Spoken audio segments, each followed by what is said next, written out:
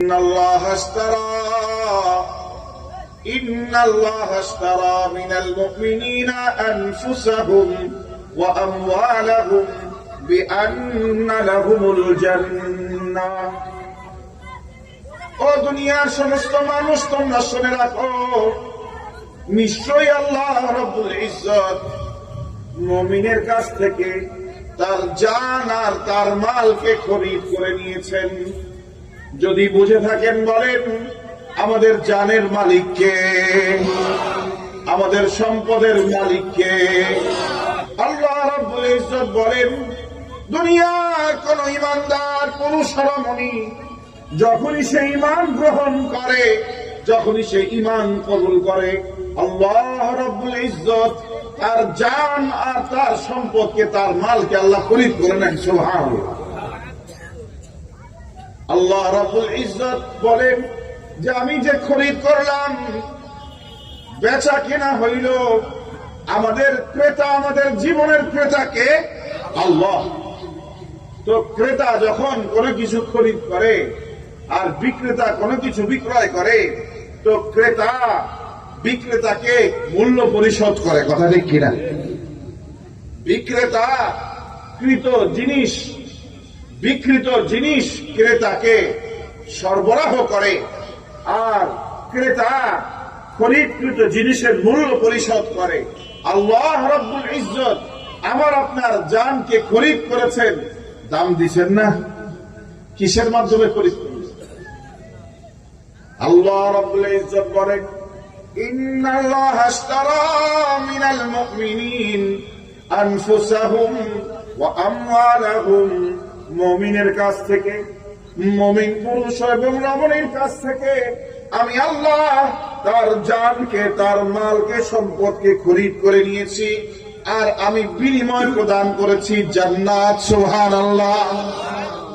এই জন্যই ভাইরা আমার, আজকে দুনিয়ার সমস্ত কুফফার শক্তি মৃত্যুকে ভয় পায়, আর দুনিয়ার মুমিনেরা আল্লাহর জন্য মৃত্যু, আল্লাহর জন্য জীবন যাওয়াকে সৌভাগ্যের চাবিকাঠি মনে করে, কথা ঠিক কিনা?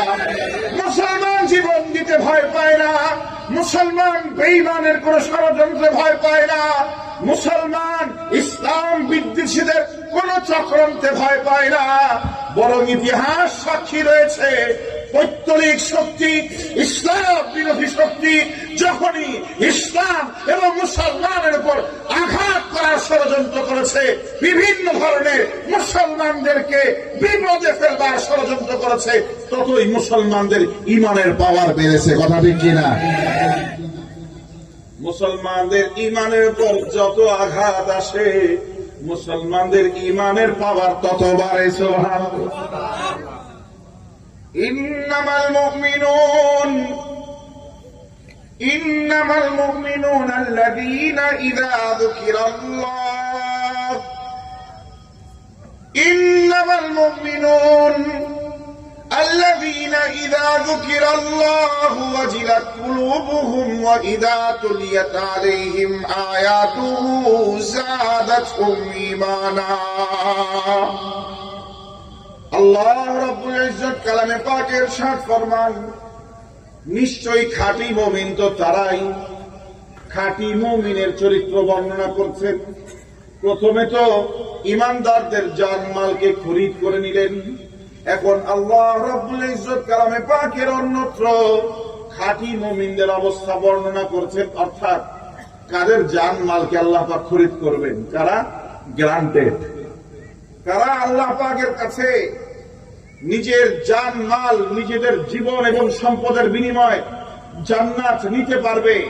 আপনারা দেখে থাকবেন গ্রামগঞ্জে বিভিন্ন জায়গায় যেখানে গরু এবং গাভীর ব্যবস্থা, দুধের ব্যবস্থা রয়েছে, গাভীর দুধ সরবরাহ করা হয়, বিশিষ্ট স্পেশাল কিছু জায়গা রয়েছে পুরো বাংলাদেশের, যেখানে প্রত্যেক ঘরে, প্রত্যেক গ্রামের প্রত্যেক ঘরের মানুষ এইভাবে গাভীর দুধ বিক্রি করে, তারা বাজারে এনে দুধ সরবরাহ করে। অনেক সময় দেখা যায় যে দুগ্ধ প্রক্রিয়াজাত কোম্পানিগুলো, সেই কোম্পানিগুলো প্রতিদিন দুধওয়ালাদের থেকে, গোয়ালের থেকে দুধ নেয়। যারা গাভী প্রতিপালন করেন প্রতিদিনের তাদের শিডিউল থাকে, সকালে বিকালে তারা কোম্পানিগুলোকে দুধ সরবরাহ করে, সেই দুধের পানি মিশ্রিত করা হয়েছে কিনা, দুধের পিউরিটি, দুধের যে ভেজাল মুক্ত তার যে চরিত্র, এই দুধটা আসলে ভেজাল মুক্ত আছে কিনা সেটা চেক করবার জন্য যন্ত্র থাকে তাদের কাছে। এই যন্ত্রের মিটার থাকে, ওই মিটার যখন দুধে দেয়, দেওয়ার সাথে সাথেই মিটারে উঠে যায় যে কত পার্সেন্ট পানি আছে, কত পার্সেন্ট ভেজাল, কত পার্সেন্ট সঠিক। কথা ঠিক কিনা? আল্লাহ রাব্বুল ইজ্জত দুনিয়ার জমিনে বিভিন্ন পরিচয়ে মানুষ চলাফেরা করে। আল্লাহ রাব্বুল ইজ্জত খাঁটি মুমিনের পরিচয় করিয়েছেন, ইমানের পরিচয়কে বহন করে। কিছু মানুষ এমন আল্লাহর জমিনে পাওয়া যায় নিজেকে ইমানদার পরিচয় দেয়, কিন্তু বাস্তবায়ন করে বেঈমানদের ষড়যন্ত্র। কথা ঠিক কিনা ভাইরা আমার? নামে পরিচয় মুসলমান, পিতৃ পরিচয় মুসলমান, লেবাস আর বেশভূষায় মুসলমান, কথাবার্তায় মুসলমান, কিন্তু কর্মকাণ্ডে সিদ্ধান্তে বেঈমান। এই ধরনের বিপদগামী মানুষ আপনার আমার সমাজে আছে না? নাই? ছিল না? ছিল না? কিরে ভাই, ছিল না? ছিল না? কি এক ভয়াবহ অবস্থা! নিজেদেরকে ইমানদার আর মুসলমান পরিচয় করতে করতে পেরেশান, অথচ কর্মকাণ্ড বাস্তবায়ন করা হয়েছে অধিকাংশ বেঈমান। কথা ঠিক কিনা? আল্লাহ রাব্বুল ইজ্জত বলেন, যে সমস্ত খাঁটি মুমিনের জান্নাত আমি দান করব, তাদের জানমালকে আমি জান্নাতের বিনিময় খরিদ করে নিব। ওই সমস্ত খাঁটি মুমিনের ভিতরে চারটা বৈশিষ্ট্য থাকতে হবে। যদি ইমানের ভিতর ভেজাল হয়, যদি ইমানের ভিতর কুফরির সংমিশ্রণ হয়, যদি ইমানের ভিতর নিফাকের সংমিশ্রণ হয়, তাহলে ওই জান, ওই মাল, ওই ইমান আমি আল্লাহর কাছে গ্রহণযোগ্য নয়। আল্লাহ রাব্বুল ইজ্জত বলেন, ইন্নামাল মুমিনুন আল্লাযীনা ইযা যুকিরাল্লাহু ওয়াজিলাত কুলুবুহুম। খাঁটি মুমিন তো তারাই, এক নম্বর, তাদের সামনে যখন আল্লাহ পাকের জিকির আসবে, তাদের সামনে যখন আল্লাহ পাকের নাম স্মরণ করা হবে, তারা যখন তাদের কর্ণকুঠরে আল্লাহ রাব্বুল ইজ্জতের নাম পৌঁছাবে, আল্লাহর নামই যেভাবে তারা শুনুক, কোনভাবে তারা কার নাম শুনবে ভাইরা? আরো জোরে বলেন, কার নাম শুনবে? ওয়াজিলাত কুলুবুহুম।